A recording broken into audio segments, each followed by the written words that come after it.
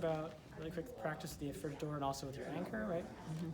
One of the main issues you have is coming out of your underarm turns, right? 3 and 4, you have this under rotation in your frame. You tend to anchor in front, or you try to anchor even hooking behind here a little bit to try and set that back, but your hips don't go. Right?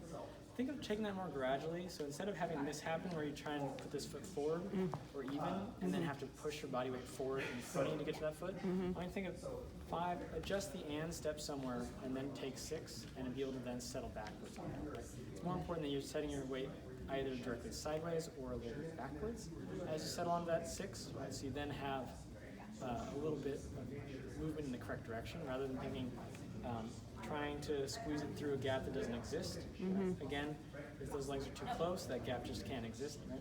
And having to recoil forward and wind up. So, working with that, talking about your fridge door practice, right? You have that fridge door, it has a little bit of give to it, but not too much, and it has a little bit of pull. Yeah.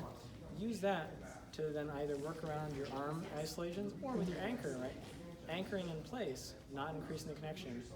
Finding an anchor that works without increasing the connection, then get to a point where you barely pull and that door opens, and that's going to be the highest level of connection you're going to find your anchor without doing all sorts of other magic stuff, right? Tightening muscles, changing up angles, sinking into the hip, bending the knee, all that stuff. If you're just doing a basic anchor, 5 and 6, straight arm with the door, right? And if you sit back a little farther, it should pull the door a little open, and that's all you need. Okay. If it pulls too quickly, or if it pulls in the middle, or if you lose the door in the middle, then we're going to have an issue of like our connection disappearing or getting too heavy mid-anchor. Trying to make sure that's more or less consistent. Right. But you were also saying before having me do on the passes not go all the way, not having my arm all the way straight. So you can be here, 5 and 6, and then our next practice is like if you get to the fridge door, instead of being totally straight, now we get a little closer with that. We have 5 and 6, we're on the toe, we bend or straighten the knee, push to the heel, the arm straightens a little bit, the hand stays in place, the door doesn't open. Right? If I'm here, 5 and 6, and I get this straight too far and the hand pulls, then my anchor's going to feel heavy. Right? So making sure that if I'm using that fridge door, I'm working on like how much am I moving my anchor. If I'm already straight, it doesn't move at all. If I pull it, that's the heaviest anchor I'm ever going to have in my life. Right? If I'm here, 5 and 6, I have all the way till the hand has to move, which is straightening, and then the shoulder going away when the door should open. So you work with that, work with how much room you have in your frame. Say in a pattern here, 5, and I can step away a little bit and give up so much room before the door will open. But again, keeping a little bit of pull so it almost opens, having that light connection so it never snaps open with you as you move, always letting it sit there and wait and wait and wait.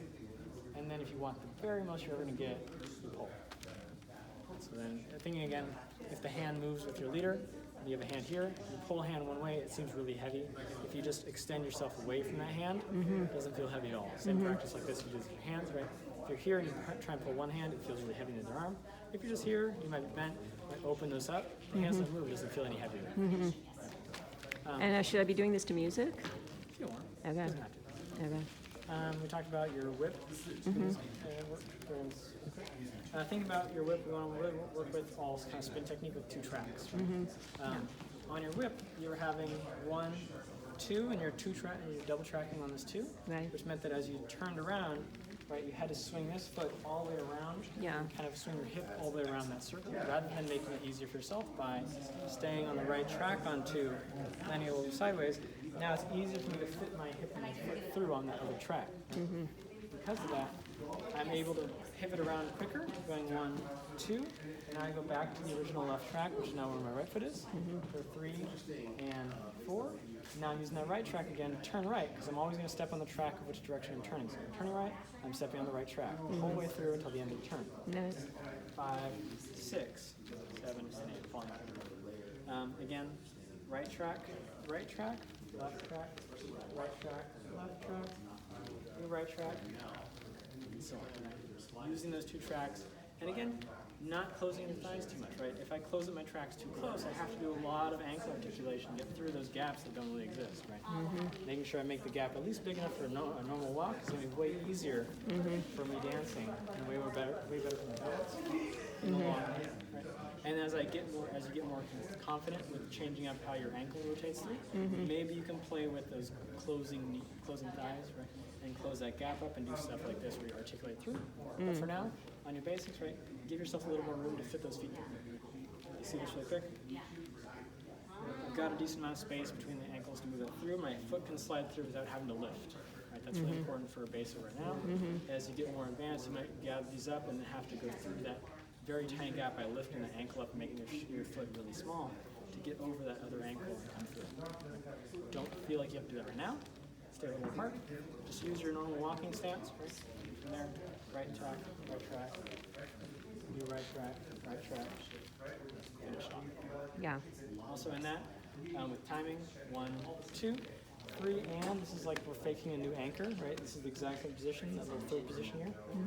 As I go for 4, it's a placement for 4, and I'm not going to take all my body weight there. If I get moved forward by my leader, that's okay, but I don't want to be landing 4 underneath myself or pitching over my 4. I'm having this 4 a little ahead. It's more like a 4, and it's a placement, and then the and afterwards, as I transition into 5, is when I actually am having my body weight transfer to that 4 step. With that, I'm connecting more to the back shoulder where the connection is for the leader, and then I'm going to start using my head to help me mirror my leader's frame. So 1, 2, right here the leader's open and turning, but it's a little bit like he's starting to face this way, so you gotta, I gotta face this way with him, right? And we got a turn lead, so now we're both even for a moment. I sit back, he closes up. In this moment, the leader's going to turn away from you as he turns past this left shoulder of yours to turn you around for 5, right? But in that moment, it's going to turn away, and then you're going to catch up to it, and then you're going to mirror again. 6, 7, 8, right? And in that 5 transition, we're always going to try and make sure that he's matching our leader, and it's a little bit of delay, but how fast we make that delay, right, or how long we make that delay is how heavy we feel during that turn. Right? So if I match it perfectly on time, it feels like a really light connection, which is okay. If I match it a little bit late, still okay. If I take too long to match, or I never match, and I get this kind of V connection the whole time, where we're at a different angle, it's not 90 and it's not 180, we're not parallel, that's a little bit funny, and that's where we're starting to see differences in that connection, where it's a little bit sluggish getting through those turns. Right? Make sure it's helping you snap that turn quicker, and a more snappy whip is better than a sluggish kind of lethargic whip. What else? Let's talk about the 2 count emphasis, right?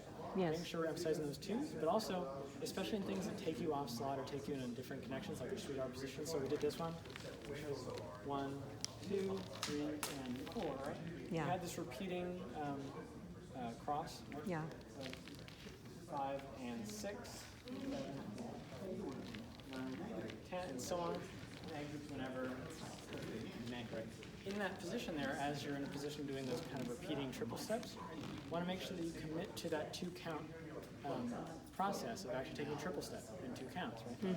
Take the full 2 counts, even if the leader's a little off time, especially if you can count that and become a novice or a master's division, right?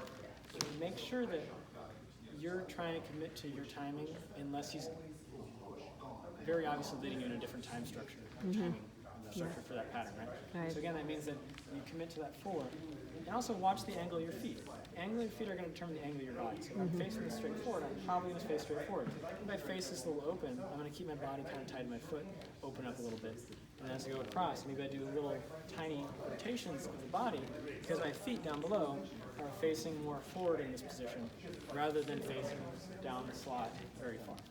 So that means also the and count as you transition through steps into the step.